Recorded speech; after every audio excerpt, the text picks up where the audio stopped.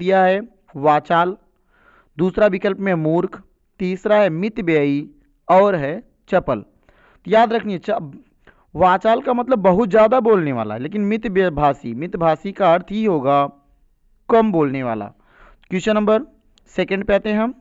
Question number second है कि आकाश के लिए पर्यायवाची शब्द नहीं है। तो आप देखिए आकाश किसका मतलब तीन तो शब्द पर्यायवाची हैं, लेकिन एक ऐसा है जो नहीं है। तो फलक हो जाएगा, तारापथ ये भी है, अब्र ये भी है, लेकिन मधुदूत ये जो है ये ऑप्शन 4 नंबर राइट होगा। क्यों? क्योंकि ये आकाश का पर्यायवाची नहीं है। क्वेश्चन नंबर 3 देखते हैं। क्वेश्चन नंबर जो 3 है, ये क्वेश्चन नंबर 3 कह रहा निम्नलिखित में से कौन सा शब्द एक वचन में है? अधिकारी वर्ग मतलब एक वचन है, अधिकारी वर्ग, अमीर वर्ग, लेखक, छात्रगण। देखिए एक वचन, ध्यान सुनिए, छात्रगण की बात की जाए, एक छात्र नहीं छात्रों का समूह की बात की जा रही है, इसका मतलब एक वचन ये नहीं है। दूसरी बात अमीर वर्ग, अब एक वर्ग का या समूह की बात ये भी देखो कह दिया, ग्रुप की बात कर दिया, तो ये भी नहीं है। अधिकारी वर्ग किसी एक अधिकारी की नाम लेके बल्कि पूरा अधिकारी समूह की जानकारी दे रहा था, ये भी एक वचन नहीं है। अगर वचन देखा जाए तो यहाँ पे एक कौन बोलेंगे, राइट ऑप्शन क्या हो जाएगा? राइट ऑप्शन सी है। ठीक है, क्वेश्चन नंबर 4 की तरफ बढ़ते हैं। अगर आपको सेशन मस्त लगता है और बेहतर लगता है कि आपके लाइक कुछ कंटेंट अच्छे हैं, तो इसको एक बार लाइक और शेयर जरूर करिएगा। ठीक है, और सब्सक्राइब चैनल को बिल्कुल करिएगा और लोगों तक भी पहुंचाइएगा। देखिएगा क्वेश्चन नंबर 4 कह रहा है निम्नलिखित में से एक सुमेलित नहीं है। आस्था अनास्था, पाप पुण्य, बद्ध मुक्त, नूतन सनातन। तो कौन सा आस्था अनास्था? ये तो है सुमेलित है। पाप पुण्य, पाप के साथ पुण्य आ रहा है, ये भी है। वध मुक्त, वध माने बाधित करना, मुक्त माने फ्री कर देना, ये भी है। लेकिन नूतन और सनातन ये जो आपका ऑप्शन होगा, ये ऑप्शन नंबर डी राइट होगा, क्योंकि यही सुमेलित नहीं है।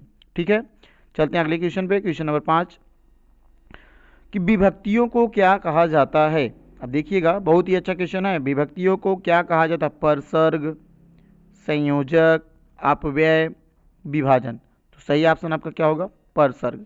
उपसर्ग देखिए आगे लगता है और जो प्रत्यय लगता है वो पीछे लगता है। किसी भी शब्द के पीछे जो लगाया जाएगा तो प्रत्यय होता है और आगे जो लगाया जाता है वो उपसर्ग होता है। लेकिन परसर्ग जो विभक्तियों को जोड़ने का काम करता है, जैसे दो शब्दों को जोड़ने के काम जो करते हैं वो विभक्ति हैं, तो इन्हीं को क्या किया गया? परसर्ग से, है ना।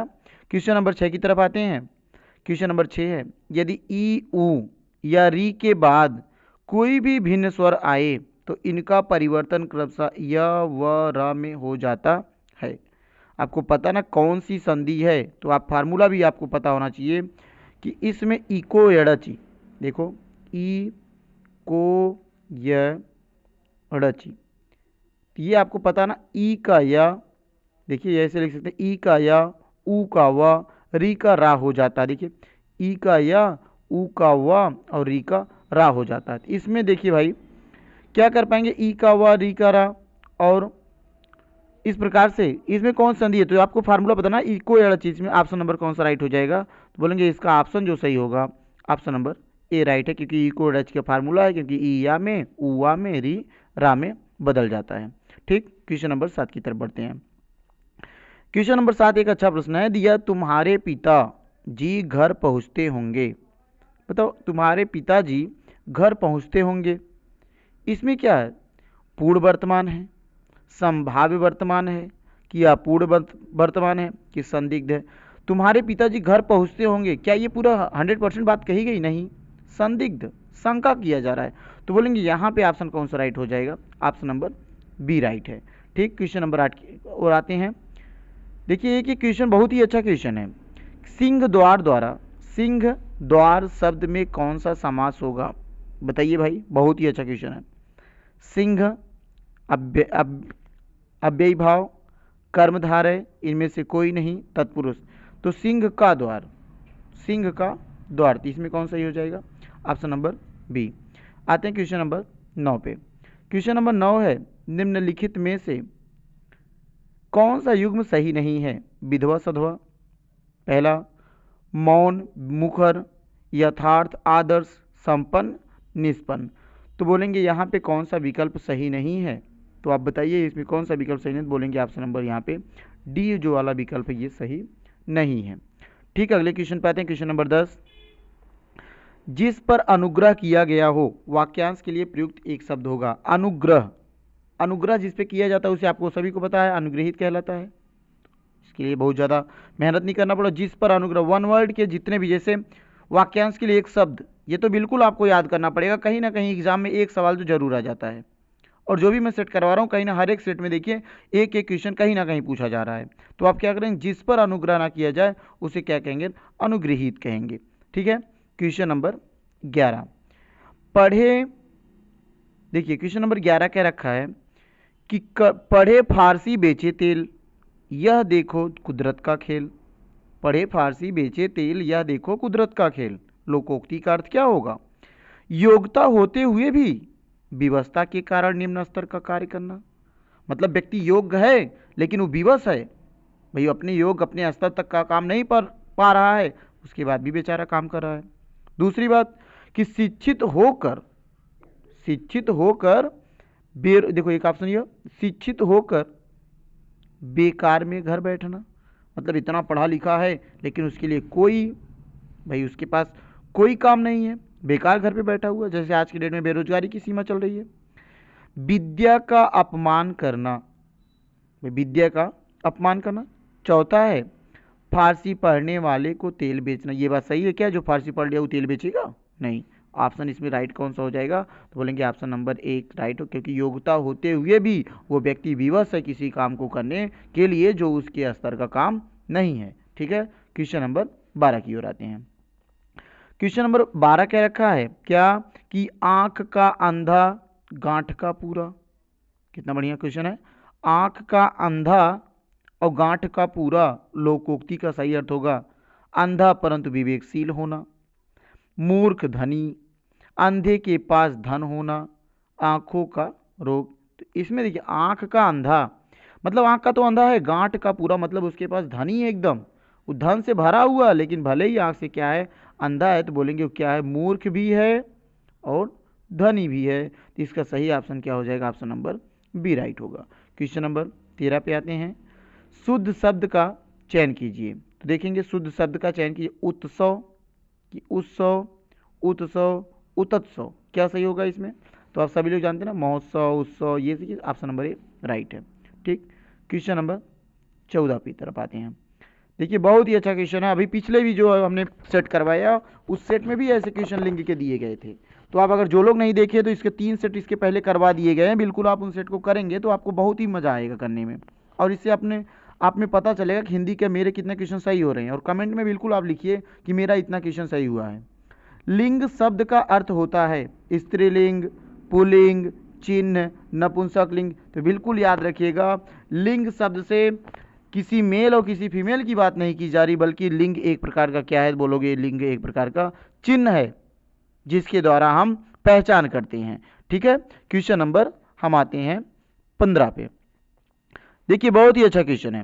क्वेश्चन नंबर 15 कह रहा है गौरी धेनु वैदेही भद्रा निम्न में से कौन सा गाय का पर्यायवाची नहीं है। तो 4 दिए गए, एक तो गौरी, धेनु, वैदेही, भद्रा, ये 4 आपके पास है। इनमें से एक गाय का पर्यायवाची नहीं है। तो आपको पता है गौरी, तो भाई गौरी, धेनु कामधेनु और भद्रा भी कहा जाता है, लेकिन वैदेही को हम नहीं कहते हैं। एक बढ़िया ऑप्शन क्या, ऑप्शन नंबर सी राइट होगा। क्वेश्चन नंबर 16 की ओर बढ़ते हैं हम। भाई एक बार बार मैं रिक्वेस्ट कर रहा हूँ, अगर आपको सेशन पसंद लगता है तो आप बिल्कुल शेयर करिएगा और लाइक करिएगा। इन वाक्यांशों में एक अशुद्ध वाक्य है, उसका चयन कीजिए। बताइए इसमें कौन अशुद्ध वाक्य है। उसमें बचपन है, उसमें बचपना है, वह बचपन से नटखट है, तुम बचपन से सीधे हो। ये तो बात बिल्कुल सही है, तुम बचपन सीधे हो। सेंटेंस, वह बचपन से नटखट है, भाई बोलते ना गांव में बचपन से ही वो बदमाश लड़का है, बचपन से ही नटखट है। उसमें बचपन है, बिल्कुल राइट है। कौन सा ऑप्शन सही हो, यहाँ देखिए हो जाएगा। ये जो गलत ऑप्शन खोजना है तो गलत ऑप्शन, उसमें बचपना है नहीं, उसमें बचपन है, बचपना नहीं है। तो बोलेंगे इसमें ऑप्शन राइट कौन है, ऑप्शन नंबर बी सही होगा। क्वेश्चन नंबर 17 की ओर बढ़ते हैं। क्वेश्चन नंबर 17 कह रखा है कि निम्न में से अशुद्ध वाक्य बताइए। अब बताओ भाई अशुद्ध वाक्य कौन सा है। कानपुर भारत की औद्योगिक राजधानी है। सेंटेंस को शुद्ध और अशुद्ध चेक करना, सेंटेंस सही है वो नहीं देखना, सेंटेंस में कौन शुद्ध है। कानपुर भारत की औद्योगिक क्रांति है, तो बोलोगे बिल्कुल ये बात सेंटेंस सही है, कानपुर भारत की औद्योगिक क्रांति है। ये देखिए इसमें किसी भी प्रकार त्रुटि नहीं दिख रही है। दूसरा, कच्चे तेल की कीमत घट गई है कि घट गया है। देखिए कच्चे तेल की कीमत घट गई है, तो घट गया नहीं घट गई है होगा। यहाँ पे ऑप्शन नंबर बी आपका क्या हो जाएगा, अभी तक है अशुद्ध। तीसरे पे आते हैं, यह मेरा सपनों का घर, ये भी सही लग रहा है। पुस्तक मेज पर रखी है, बिल्कुल सही है। तो यहाँ पे ऑप्शन कौन सा, इस उत्तर मतलब इस प्रश्न का उत्तर क्या होगा, ऑप्शन नंबर बी, कच्चे तेल की कीमत घट गया नहीं घट गई है। ठीक ना। क्वेश्चन नंबर 18 पे आते हैं।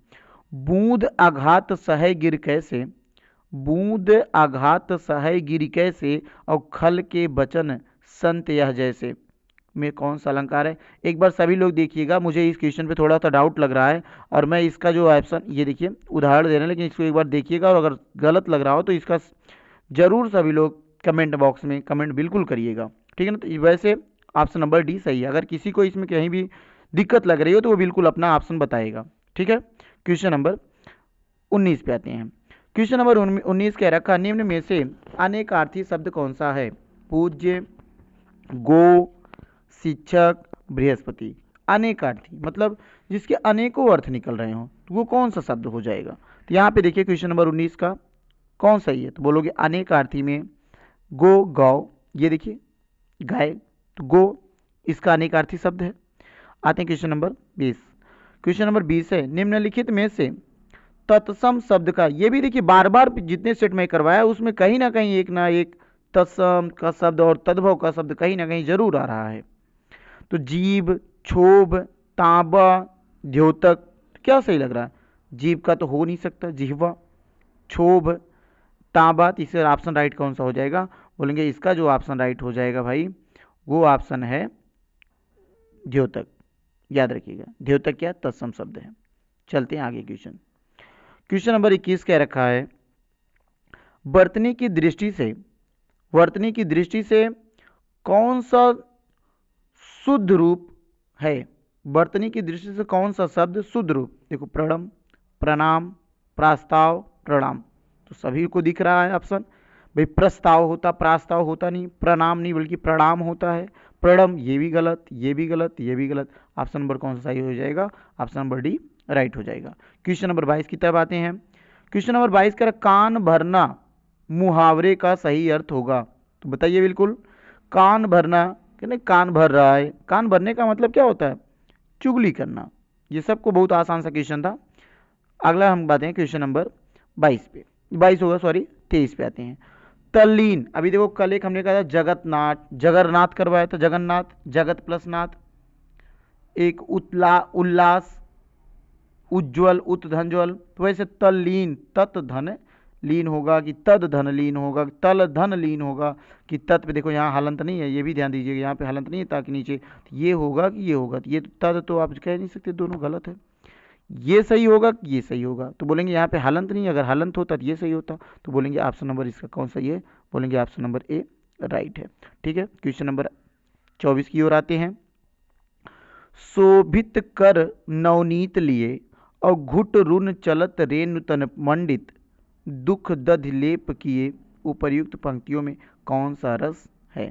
तो बोलेंगे यहाँ पे शोभित कर नवनीत लिए, घुट घुट रुन चलत रेनु मन पंडित, और मुख दधि लेप किए, इसमें देखिए कौन सा अलंकार, बोलेंगे यहाँ पे वात्सल्य अलंकार है। ठीक ना। हाँ एक बार मैं अलंकार पे वीडियो बनाऊंगा, जो जो अलंकार के, ज़्यादातर सब अलंकार के ही वीडियो बना दिए जाएंगे। ठीक है। क्वेश्चन नंबर 25 देखते हैं। इनमें से कौन सा शब्द तद्भव है। देखिए तद्भव शब्द आत्मा है, आभूषण है, आदेश है, आचर है, तो बोलेंगे यहाँ पे कौन सही ऑप्शन हो जाएगा। तो इस तरह से क्वेश्चन नंबर 25 का सी ऑप्शन राइट हो जाएगा। यदि आप सभी लोगों को सेशन पसंद आए तो बिल्कुल आप बिल्कुल शेयर करिएगा, और अपने यूट्यूब चैनल वाई यूट्यूब देखिएगा, जो है यूट्यूब चैनल का नाम है, देखिए भाई यूट्यूब चैनल का अपने नाम है यूट्यूब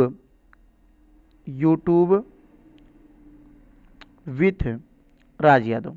देखिए यूट्यूब विथ राज यादव, इस पे आप लोग बिल्कुल सर्च करके एक एक 3 इस प्रकार से हमने 3 सीरीज करवा दिया है, और उन सभी सीरीज़ों को आप करिएगा बिल्कुल। और अभी आगे आने वाले दिनों में सब एक बार हम पूरा का पूरा सेट देखेंगे किस लेवल का किस तरह से क्वेश्चन बनाया जा रहा है।